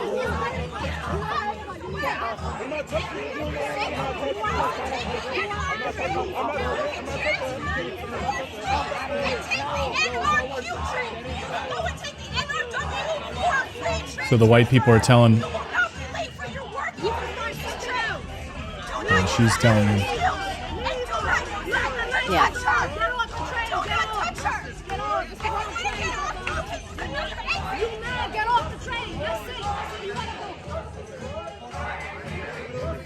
She was saying, and the black woman was saying, don't use that as an excuse. Don't use that as an excuse now, that you have to go to work. I feel like this is racist, telling this person he should feel this way because of the color of his skin. And also, how is this guy missing out on a day of work going to help anybody, especially this race discussion? So, you know, a grand jury. And by the way, how is shutting down a subway helping it? You know, this is a thing that I never understood. It's like you have people who rely on public transportation to get to work. They don't own a car. They're using public transportation. How is shutting down public transportation for your protest? How is, you know, throwing soup or whatever, or lying in front of buses like these climate activists do, shutting down public transportation? How does that help your climate cause? I think in many ways, obviously, it hurts, your cause. It really just pisses people off more than anything. Like it makes them not want to have anything to do with your cause. Right. Yes, but it does still encourage this knee-jerk reaction of like, this was justified or this was not justified. This was murder and a murderous white dude, or this was a black guy who seemed to deserve it, or whatever the narrative that's being just thrown at you like soup, like cans of soup, that just does not help. And again, we see time and time again that when we get riled up about this sort of race baiting, it doesn't help anybody. Well, and it's also a bigger, larger question about what does the media want you to believe? And that's, I think, one of the big pieces of this segment. It's like the mass shooting that happened recently, of course, and was it Tennessee, where we had the transgender went into the Christian school and opened fire. Like, why won't they release the manifesto? Why? Because they don't want you to see it. Right. So what are you being told by the media about what this person did or who this person is? And it just gets blocked in the mainstream media. They won't release it so we can read what the manifesto said. Yes. Yeah. And it's an interesting, it's sad because we've been here before. It's an interesting exercise in seeing different sides of a debate that just rage on without anybody taking a beat or taking a pause. Equal in our chat here, we got so many people saying, like Mr. Anderson says, it was not murder. Then other people saying it was murder. Stars in Heaven says he didn't murder him. Others saying Redacted seems to have picked a side here. A black man still died. Norma says we picked a side. What side? I'm curious, because I haven't picked a side. I'm just curious what side. I think people walk in with like their preconceived notions. They see it a certain way. And then if we provide facts and nuance to the discussion about it, then we're somehow picking another side. Yeah, I think this is a great opportunity to examine how you react to things like this. Like, do you need to put on, some social media about like, who's right and who's wrong? Because again, this clearly merits an investigation by people who are experts. Now, this brings up the judgment, do we trust the government to make good calls when it comes to this? That's not a foregone conclusion. Especially Manhattan. Right. And so a grand jury is supposed to meet today to decide if they're going to charge. Daniel Penny is the name of the Marine who was the main holder of the choke. Yeah. Tearing down your own community, these like, we're going to tear down New York City until we get justice for this without looking at all sides of this. It just very much feels like you're handing power to people who use it. And it's not lost on me that this is happening in the run up to another election year. And so let's see how it's used by politicians. Sandy says, no, Clayton, you picked a side, but it's your default. So, of course, you don't see it. Okay, what's my side? I'm saying we don't have the facts. Like, it needs an investigation. That's, Dal says, no, you're supposed to act like CNN Redacted. You're supposed to pick a side. Maria says, Redacted, you are not picking sides. You are reporting it. We haven't picked a side. We're presenting you with the facts and the nuance that the media is hiding from you. So you can make your own informed decision. Yeah, I think probably a lot of this you've seen on Twitter, what I'm presenting you today. What you may not have seen is these accounts of people who were on the train, because those are being buried really deep, 10 feet under. And I had to dig for a long time. You may not be seeing a lot of these like real world reactions. And people saying they were legitimately scared. And then when you bring up this criminal record and this past behavior, you're being called a racist. And I think that all of these facts absolutely matter in this discussion. Facts. Well, also, it's like if you we lost David, I think. You know what I mean? Yeah, like, we did. Well, we lost you. We lost you for a second, David. Oh. We heard if you Yeah, and then you froze. Oh, sorry. I was just saying, if you have taken a side on this in any way and you weren't there, then you've taken someone else's side. Like, you cannot take a side on any of this unless you were physically there to see exactly what happened, that you're making an informed decision. Yeah. Well, I love these two comments in our chat back to back from our viewers. MOG says, Redacted lives in the center of issues and calls out both sides of insanity. We try to. As we point out on the show all the time, Democrats and Republicans are corrupt. They're both corrupt. Top Corner Timers says, Redacted, you have obviously pushed your own agenda. Please tell me what my own agenda is. I would love to know. What do I want out of this? I wonder. Yeah, I would love to know. But anyway, it says taking opposite arguments and then trying to dismantle them. Case in point, the tweets at the start of the segment. So you took Alexandria Ocasio-Cortez's tweets at the top of the segment and dismantled them. So is that pushing an agenda, or is that laying out how the liberals on the left are presenting their argument? Look, the chick's whack. I cannot let that tweet go by with her saying yeah, she's whack. That this guy was like making a social commentary on like accessing public services when he was like that. No, yeah, that I cannot abide.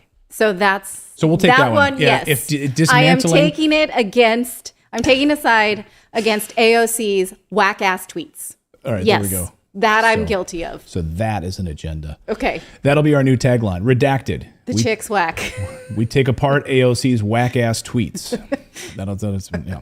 Let us know your thoughts on this in the comments below. But this is why, I love you guys and I love having a discussion about it. I mean, no one's perfect and we're having a discussion about it. But let the investigation unfold and hopefully they'll be transparent about what they find, about how this unfolded. How long was the chokehold applied? Did he die as a result of the chokehold, or was it hours later in the hospital because of something else, or was it in tandem with that? Like, all of these things we'd love to hear all of it. But guess what? We're not medical examiners, and we were not there. So we have to rely on these things. All right, we got another race story coming up. So we're going to tell you about one of our friends at another one of our sponsors, and I'm going to take a stretch from that one. Two race stories in a day. I don't usually do this, so do some deep knee bends. Okay. Get some air because, hey, our economy is going down the toilet really, really fast. We are seeing the decline of the U.S. dollar faster than we really even anticipated. The de-dollarization is in full swing and accelerating at a pace that we haven't seen ever in the past number of months, which is really, really troubling. So please make sure you're protecting your family, however you do it, whether it's buying real estate or buying gold, buying silver. Please, please, please make sure that your money is protected and not tied to the U.S. dollar or other government currencies, specifically the U.S. dollar. And I would even argue the euro, because every government currency in world history has collapsed. All of them. What makes you think the United States dollar is going to be the first one to survive? They won't, but gold and silver have for 4,000, even 5,000 years. They've been used, and now gold just hit an all-time high. So why are all these central banks buying up gold like crazy? We hit a new record. So they don't want you to own gold. They won't talk about it, but they themselves are buying up all the gold. It's amazing. It's amazing how this works, these hypocrites. Anyway, our friends over at Lear Capital, have been helping our viewers for a long time now get set up with a gold or silver IRA. So if you've got like an old IRA sitting around or 401k or anything like that, you can actually call Lear Capital today at 1-800-613-3557 or go to learredacted.com, and they'll actually help you convert it over to a self-directed account. That means you control it, not Wall Street. We have a self-directed account, Natalie and I. We set it up many years ago. It is a game changer. They don't talk about it. They don't promote it because you control it and Wall Street doesn't make money off of it. That's the beauty of it. That's why they don't talk about it. Call up Fidelity and ask them if they have a self-directed IRA and they'll say, no, sorry, we don't. Why? Because they don't get to control it. They don't force you to buy stocks in it. So you can buy gold and silver or real estate. You can buy anything you want in it. You can buy precious art. You can do a whole lot of other things inside of a self-directed account. So there are a lot of gold companies to choose from. Our friends at Lear Capital have over 25 years experience, thousands of 5-star reviews, and a risk-free guarantee. It gives you 24 hours to review your purchase of buying gold. You want to buy the gold coins, silver coins, and Lear Capital is our top choice when buying gold and silver. Right now, they're giving away $15,000 in free bonus metals with a qualified purchase. So call them right now, 1-800-613-3557, or go to learredacted.com. All right, let's talk about reparations, because California is leading the charge on reparations, and this story is absolutely jaw-dropping. You have a lot of like Europeans chime in on the story. A lot of European newspapers, they're like, what is going on in California with this story? Yeah, and how far do reparations have to reach across the globe? It's worth remembering that the West was not the only participant in the slave trade, that just as many, if not more, slaves went east to Arabic-speaking countries and were castrated so that they could not have subsequent generations. So there is no next generation of Africans to have any reparations to. So, this kind of context matters. That's just your little history lesson for the day. It's not just the United States. Didn't Portugal basically invent the slave trade? They they made it as a business. An Absolutely industry. right. They did not invent slavery. They invented the slave trade as a commodity. Absolutely, they did. Now, California is moving forward with a plan to offer $1.2 million in reparations to each Black resident of the state. Maybe that's one way that California wants to get residents to move back because of the mass exodus that seems to continue since the pandemic. Activists, though, are saying that this is not enough, and that their appraised value as a human descendant is $200 million per person. Here is one man, a reverend, making that argument at a state committee meeting this weekend. You failed us. This is the second time you tried to shut me down with my number in the hand, and it won't happen. You know that the number should be equivalent to what an acre was back then. We were given 40. Okay? When we were given 40 acres, you know what that number is. You keep trying to talk about now, yet you research back to slavery and you say nothing about slavery. Nothing.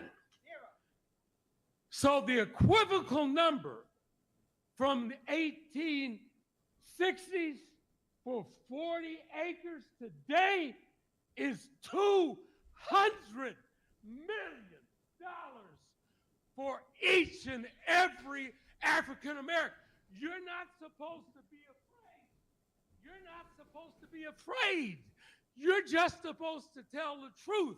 You're not supposed to be the gatekeepers. You're supposed to say what the people want and hear from the people. So on June 17th, this will not be handed out here. It'll be handed out outside. All right, we can stop because he's going to now talk about his barbecue that's coming up on Juneteenth. So do we have any, can I provide some context on the 40 acres and a mule? Or do you have that? Go ahead. No, you go. So this was, of course, still during the Civil War in 1865 when General Tecumseh Sherman at the time said to some freed families, we need to provide 40 acres and a mule for those freed families, to allot land to some of those freed families to kind of no larger than 40 acres. That was the plan at the time to kind of get them on their feet and basically get started. That was the proposal. Yeah. Now, families is a key word there because it wasn't 40 acres per person. Mm-hmm. He's arguing that each person should be paid the equivalent of 40 acres, not each family. But by that argument, you should find a family and split up the $200 million, if that is the value. And it was also the land that they worked at the time. So while they were slaves on a plantation, that plantation would be divided up and given as part of this, as part of the 40 acres and a mule. Okay, so it's not necessarily just like random sweet acres. California, beachfront property. It's not like, Santa Barbara. It was like where you worked as a slave, you should be able to lay claim to that land now post-war is the idea. Okay. And then what do you think is the present day value of a mule? I would argue a mule is a pretty good performing asset, better than even some land these days, given that the rate at which government is seizing land. Right. Well, someone is in the chat here, super chat from Richard Smith says California wasn't even a state when slavery was around. They actually report on this, and we're going to talk about like what is California's major sin, and it's mostly structural, and it has to do with the gold rush. That's a great point, because you wouldn't think that it would start in California. But go ahead. What were you going to No, I was just okay. Yeah, go ahead. Now, again, these are just proposals, and the final report will be sent to lawmakers on July 1st. California launched this reparations board to promise monetary payments to Black residents in the wake of the George Floyd death. They have not said how much it will cost, but some economists say that it will be about $800 billion to the state, which is twice the state's yearly budget. $800 billion per year. Now, here's how that breaks down. It includes $2,352 per person per year for over-policing and mass incarcerations of Black communities. So it's not even necessarily to do with slavery. Actually, almost none of it has to do with slavery, what they're paying for. Yet this man who lettered in track, because he's wearing his Letterman jacket, I don't know if it's track. He clearly lettered. Might have been a 49ers in something. jacket. It was not a 49ers jacket. It was a high school Letterman's jacket. Oh, okay. And so he's bringing up slave promises when this money here listed is not even to do with slavery. It's due to over-policing and mass incarceration of Black communities, $3,366 per person per year of residence between 1933 and 1977 for discriminatory lending and zoning, which also affected Hispanics and Asian people too, but sure. And $13,619 per person per year of residence in California for injustices and discrimination in health, and $77,000 per person for Black-owned business losses and devaluations included in that figure. That means a lifelong Black California resident aged at least 71 could receive more than $1.2 million in compensation. Now, I have a lot of questions about these specific things that you're paying specific groups of, especially because I am a Californian. My mom is half Spanish and half Hawaiian. So, she was raised in an ethnic population, poor. My grandmother, who is Spanish, was a prune picker in Hayward, California. She left school in the 3rd grade in order to work the fields. Maybe this community was not a victim of over-policing and mass incarceration, but for sure, zoning, injustices and discrimination in health. A lot of these things happened to my family as well. Is it my family now that should pay for something that we did not perpetuate and also were victims of?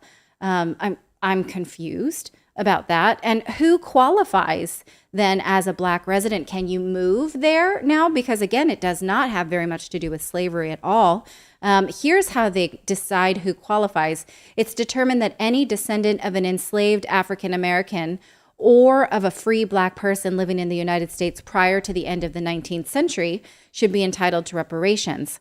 If legislation is passed for the payments, the committee suggested that a state agency be created to process these claims and make payments with elderly Black residents being the priority.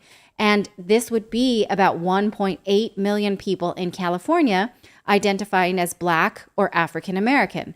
Now, again, this relevant question we had from this super chat, why, when California was not a slave-owning state, and it says that the preliminary report published last year highlighted how enslaved Black people were sent to California during the gold rush era. And then in the 1950s and 60s, racially restrictive covenants and redlining segregated them in many of California's largest cities. Again, I ask you, that happened to Asians that worked in the gold mines as well. That happened to Hispanics. There are a lot of minority groups in California. The Asians who built the Transcontinental Railroad. Absolutely. Yeah. We should also point out that the 40 acres and a mule thing, which he was stating as if that actually happened, it didn't actually happen. Like the order, it was a field order by a general, and then Abraham Lincoln was assassinated. It would never actually went into effect. It wasn't like then suddenly thousands upon thousands of slaves had land and 40 acres and a mule, and it was like a big... No, it was rescinded. It would never actually happened. So it was the idea of it. Right. Just to be clear about that for that guy. Now, I think I've made this point before that, let's say that this wealth is then dumped on this population only in California. My point that I've made before from a great book that I highly recommend called Entrusted is that most generational wealth just does not pass down. This is a problem that it's either because of wealthy parents don't, teach financial education, or neither do schools. While slavery by the West did hold several groups back from obtaining wealth, groups that have wealth don't keep it for more than 1 to 2 generations. So will this actually help to raise anybody's children's standard of life? I don't know. There is no proof of that. There's no proof that, you need to prove that wealth passes down, and it just doesn't. Even the Vanderbilts were poor within 2 generations at their peak. Now, my other lingering concerns are like this one I've brought up before when we spoke about the Dutch slave trade. Whose is it to forgive? Is it mine to forgive the pain of my ancestors any more than it is mine to pay for the sins of my ancestors? You can't have it both ways. Is it something that will repair a pain in you because of generations past? Is that yours to say, like, I cashed the check, it's all good now? Does that make it all good? Does this tell people who were not slaves that they are victims in a harmful way, and does it hold them back in their lives? This is the point that Candace Owen makes in her book, that the Democratic Party has been doing this for decades and tricking Black people into thinking that their party is on their side while promoting policies that do not help them at all, and keeping them in a victim mentality so that they can't just burst past it and say, I'm going to take responsibility for my life, and I'm not going to listen to politicians making me promises anymore and bringing up past pain. And again, will this hurt state programs that are already hurting? So then, okay, Black grandparents get all of this money while their Black children are stuck in shittier education because the state now has used all of its money. Right. So this number, the 1.2 million that passed the board, right? The numbers are, it would cost the state $800 billion, right? 1.2 million per person. That's what passed. Yeah. Right? That would cost $800 billion. The state has $300 billion. So it would bankrupt the state immediately on the 1.2 million. That guy wants $200 million per person. Do the math on that. Think how there's going to be nothing left of California. Right. And so, again, you might raise up one population and then just leave these, poor Hispanic and Black kids, in worse off. Teachers, police, don't get me started about defunding the police. And then another question, who would pay? Would California reach into the pockets of taxpayers who maybe have left the state? For instance, me, because my dad's Italian, that makes me white. Would that then say, well, hey, you grew up in this system, you benefited from these laws, let's reach back. Like, this is not something that I would put past California, even though I left in 2008. I'm just laughing. So many people in the chat, they're like, yeah, somebody just said, I identify as a Black trans Californian, and I'm going to move there. There you go. There you go.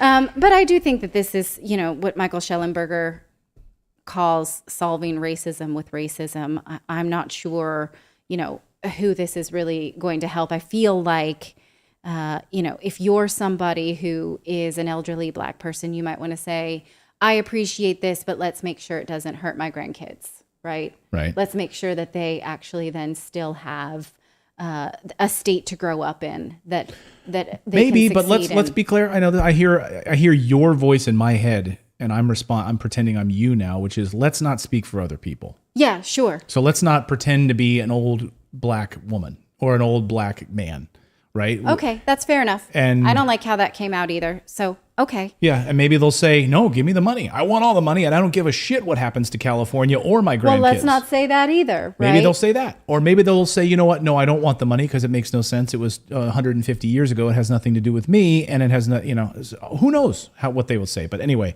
if you're an old Black man, you tell us what you think about it. If you're an old Black woman, let us know what you think about it. Yeah. I mean, I'm coming at this today with this story in mind of what we talked about before the show, and something. Never mind. I'm not going to open that can of worms. All right. Well, yeah. I mean, we're just trying to come at it from well, anyway, present the facts. Here's what's happening. Here's the money. Here's the numbers. This idea of 40 acres and a mule, I saw someone saying it actually did happen. No, it didn't happen. It was rescinded. It was a promise that was totally never kept by the United States when Andrew Johnson took over after Abraham Lincoln was assassinated. So it never happened.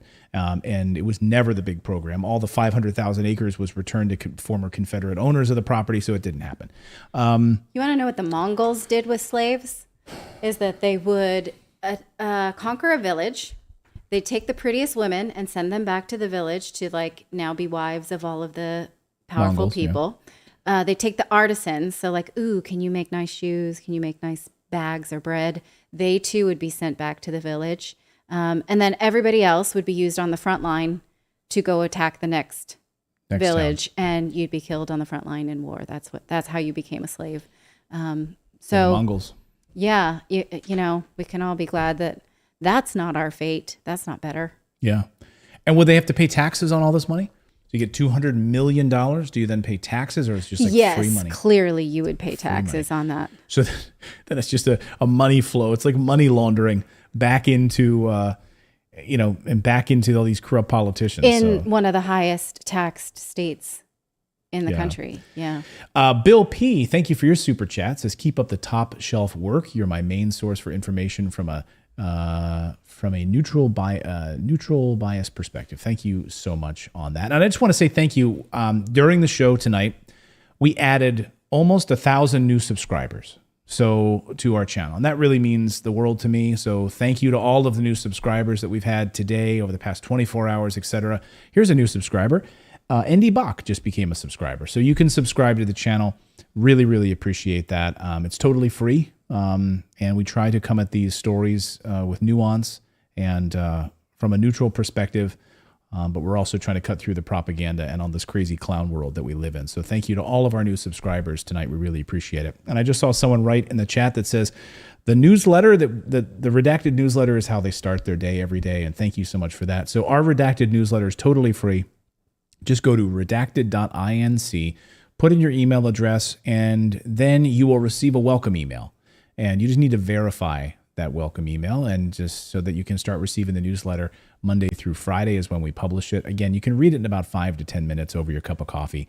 We try to cover some stories that probably you're not going to see on CNN or other garbage news sites. And we try to cover them with nuance and cut through the mainstream media propaganda for you. So go to redacted.inc is the place to subscribe and support the show. All right. And before we go, I want to let you know that our middle child turned 11 today. She did. And that was very exciting for us. In Portugal, Yay. they congratulate the mother for keeping the child alive and birthing the child in my, goddess female empowerment. So you are free to. You mean they actually promote women? Yeah. Wow, they realize in Portugal they think that women exist. So That's you amazing. are free to wish me muitos parabéns on my daughter's 11th birthday. It's very exciting for us. So happy birthday to our little bean. Yes, she was. We call her Bean because she was like this big. I could hold her in my hands, and now she's almost as tall as you, which is crazy. Uncut Cons, thank you for your super chat. Says California was part of Texas during the gold rush, and slavery, unpaid labor is what we fighting for, and destroyed towns during Reconstruction and Jim Crow, and people don't question the Holocaust victims. All right, thank you for that. Oh, actually, people do question Holocaust. Are you kidding me? Like, just look at your history of Israel, by the way. There was heavy, even among, just look at your history of Israel. Like, it was not just as cut and dry as everyone believed everything. Trust me. The powers that be really, really actually denied a lot of stuff. So go back and read your history of that. So absolutely, that is the case. Anyway, thank you guys. Really appreciate you guys joining us tonight on the show. Thank you for subscribing. Thanks to the 1,000 or so new subscribers that we got this afternoon and tonight during the live show. We really, really appreciate it. And thank you for seeking the truth along with us wherever it may lead us. We'll see you back here tomorrow at 4 p.m. Eastern time. Much love to all of you guys. Bye now.